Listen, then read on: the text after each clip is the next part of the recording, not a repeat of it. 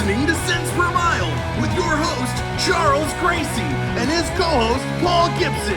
Joined by Josh Haynes, they'll be tackling tough industry topics, asking even tougher questions, all to find better solutions as they try to make sense make sense. Thank you for tuning in to Cents Per Mile. I'm your host, Charles Gracie. And I'm your co-host, Paul Gibson. Hey, I'm Josh Haynes. What's on the agenda today, guys? What are we talking about? You know, we're talking lead versus app versus hire.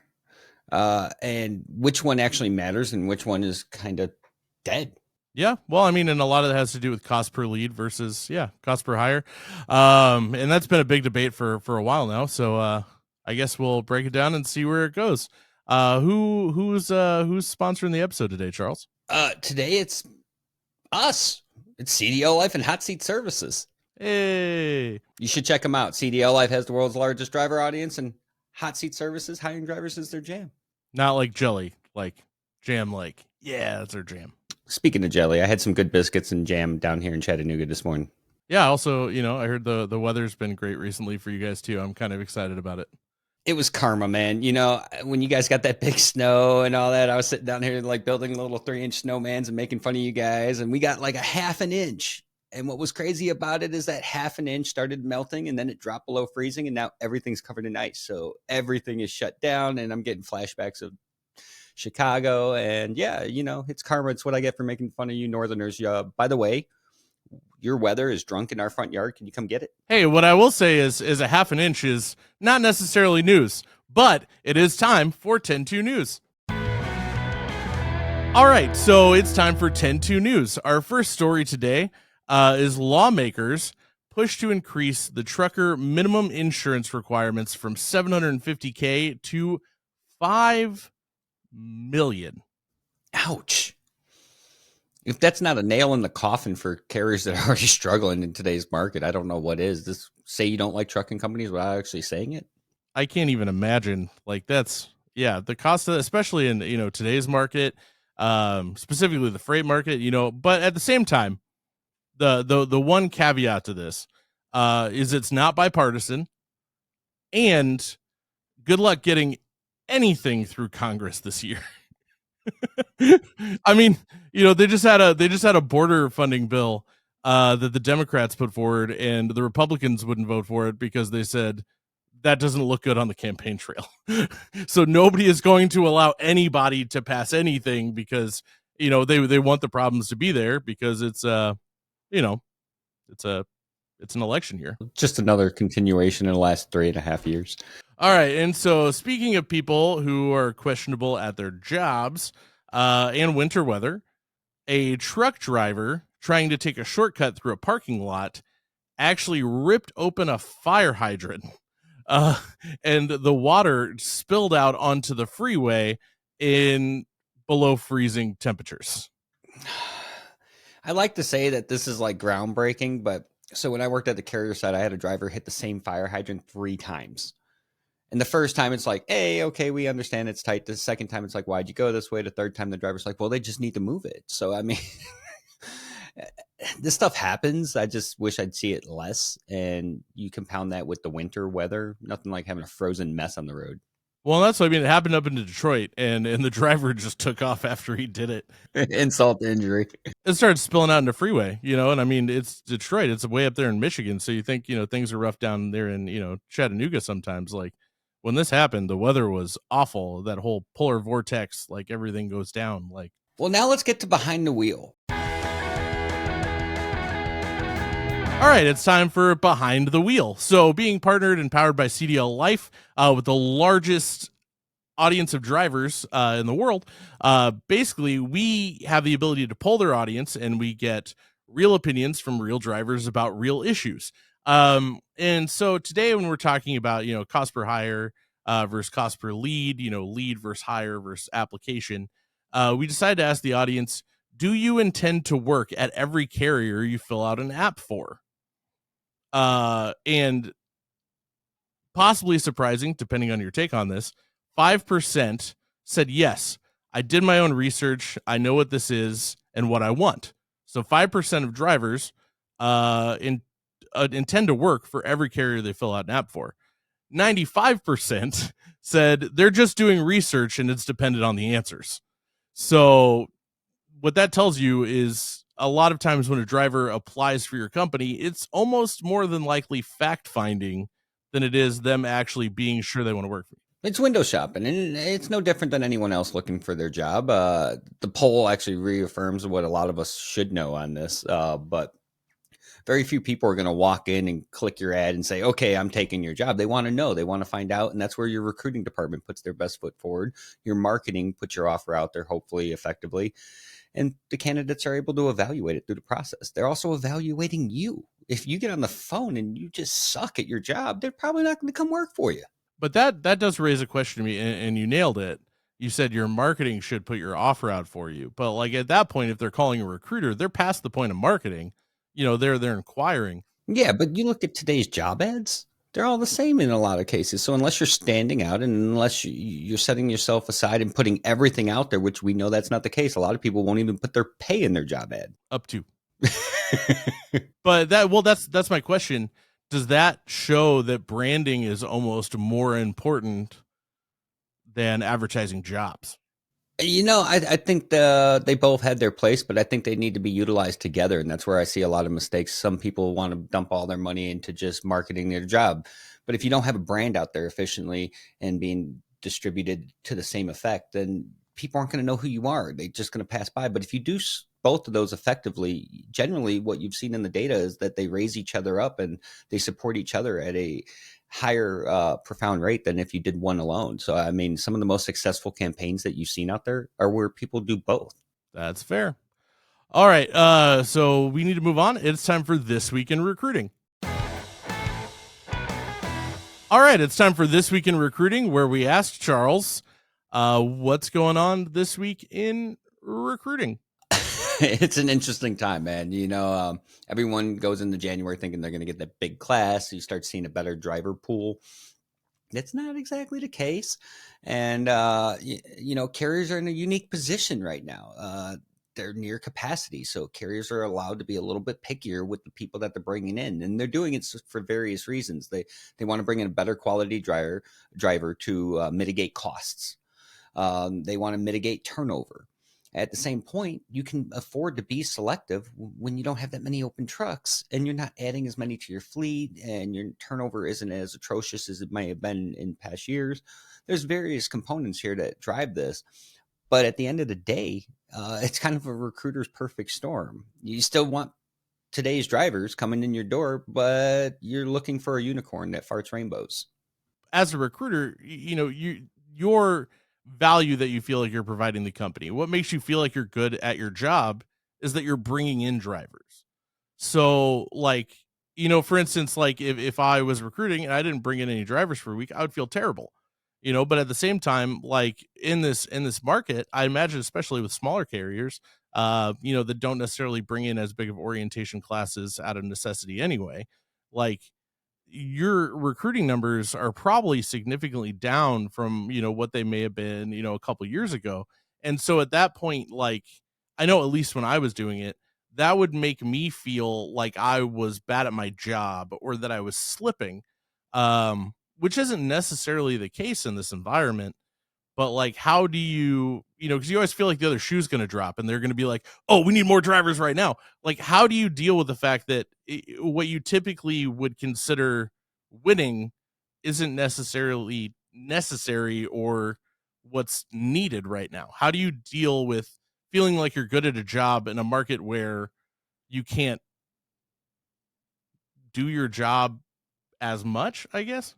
To the same level that you were doing a year ago or 2 years ago. And that's a valid question and concern. And it's something that's happening in today's recruiting market, not just this week, but in general right now. So it's a twofold, problem and solution.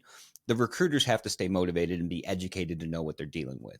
But that starts from the top. So recruiting managers and directors and companies need to be, expressing to these people, hey, we're chasing quality over quantity. This is where we're at. This is a good position to be at. It's not necessarily great for you, but we understand that we're not asking you to go out there and recruit 20 drivers a month. We'd be happy with you to bring in a solid 5. And by having those conversations, you keep your team motivated. So it starts from the top. But at the same point, recruiters are very aware of what's happening out there right now. The difference is some of them might be sheltering it within, and others might be having those conversations with the recruiting managers and directors openly. And that comes down to the culture of your company as well as your recruiting departments. At the end of the day, this is a good problem to have if you're on the carrier side. Now, if you're on the driver side, this is where being a recruiter kind of has its crappy moment, because you want to help every driver that comes across within reason. And normally you have a little bit more leeway to do so. But we're seeing right now drivers that are typically hireable not be so hireable because we're able to be so selective. So there's times you want to help someone and you just don't have the leeway to help them. And you don't really have a hill that you can go fight on because it's not that time. So as a recruiter, it's a really tough moment, because a lot of recruiters, the ones that are good, care about servicing their carriers as well as the drivers. And that's where the pain point comes right now. Is, in my personal opinion, like, I'm not able to help the drivers as much in this market as I'm typically used to, because carriers can be very selective, and rightfully so in this market. Right. And then it also feels kind of like losing. You're like, oh man, like when, like, because you don't know when that shift's going to happen, because recruiting is so volatile that, like, you're wondering when that shoe's going to drop, and they're going to be like, all right, I need 20 drivers this week, or something like that, or something's going to flip, and you're just going to be like, I don't have the pipeline built for that. What do I do with my hands? Interesting market. I look forward to covering it the rest of this year, because I think we're going to see it swing a couple different ways. Every day you pass trucks on the highway. For most, the person behind the wheel is just an afterthought. Not for us.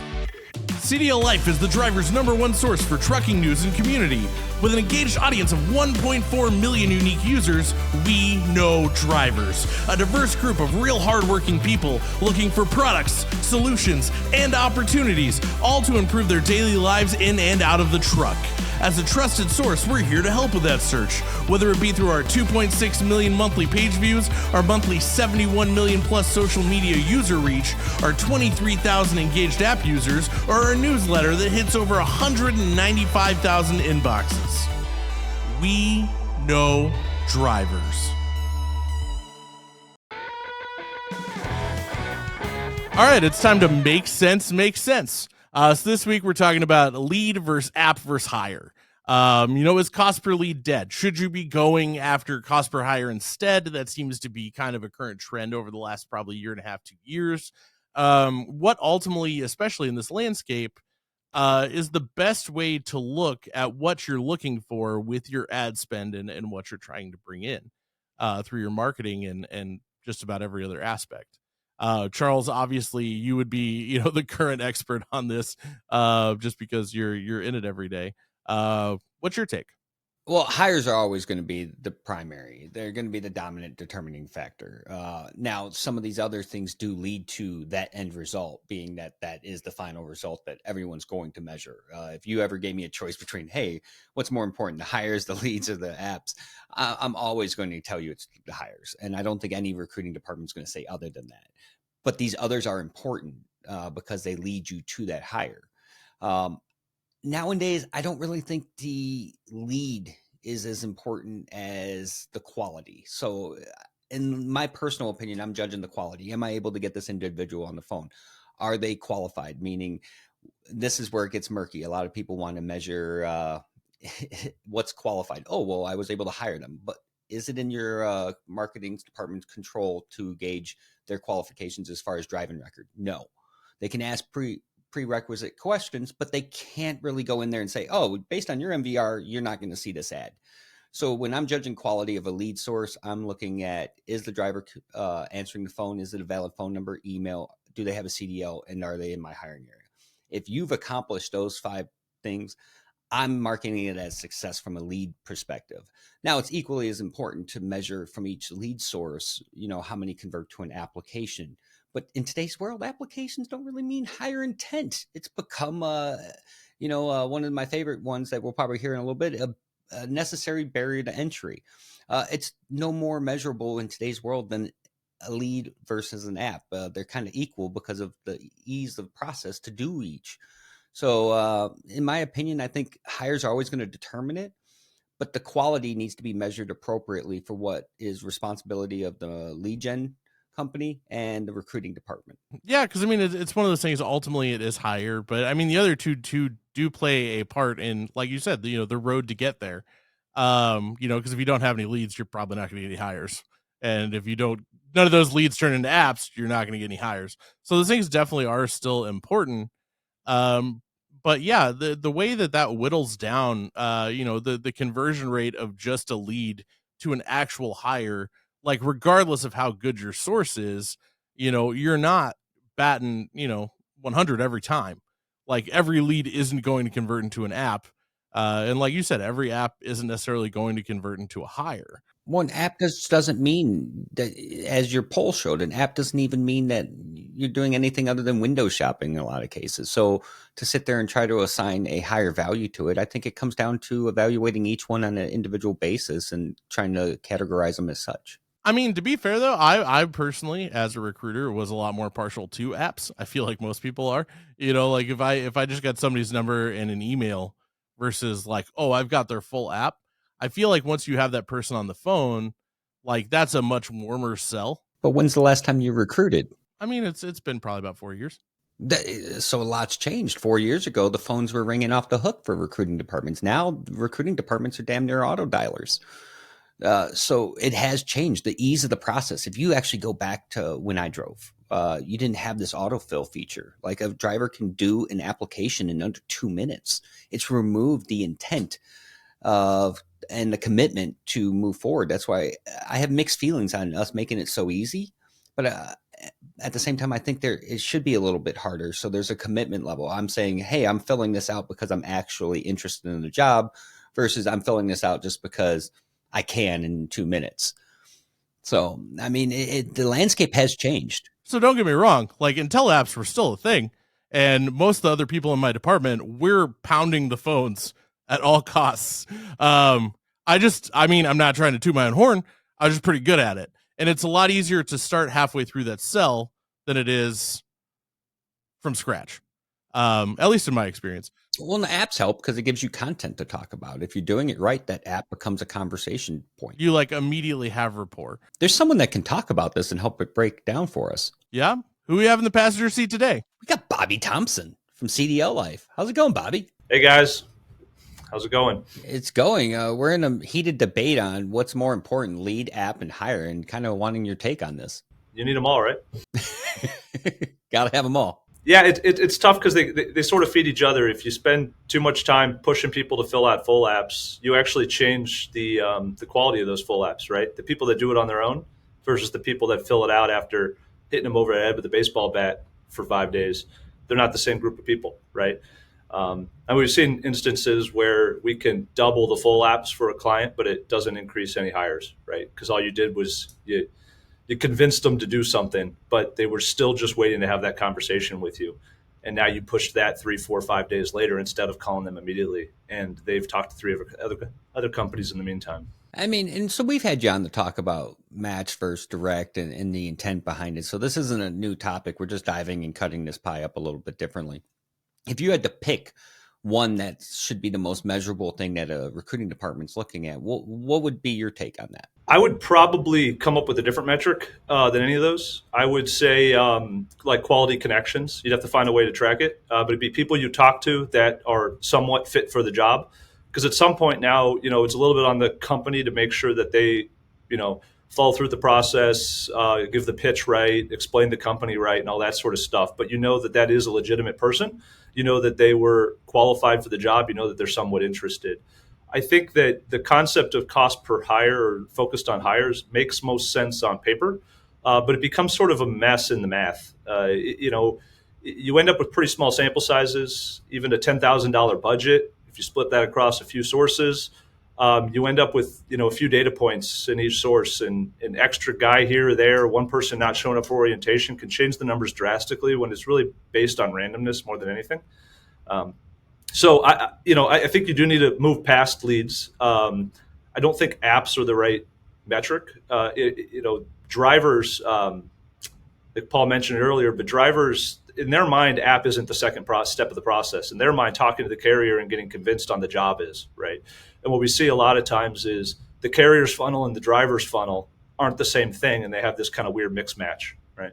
But at some point, you need to talk to the driver, and at some point, they need to be convinced of the job. And so I would build a metric around talking to the person. They're a valid candidate as what I would aim for. So if I'm getting you correct, and I kind of touched upon this earlier, if I'm looking to measure where the lead gen stops and the recruiting department picks up, and I'm trying to assign a measurement of where that line is, for me, that's, hey, the driver's qualified, they live in my area, they got a CDL, they answered the phone. And at a certain point, then it's up to the recruiting department to sell and close. And they're not going to close 100%. We're not dealing with Babe Ruth over here. We're dealing with drivers looking for employment. So, at what point does that look like for you, where one should be evaluated as more recruiting versus lead source?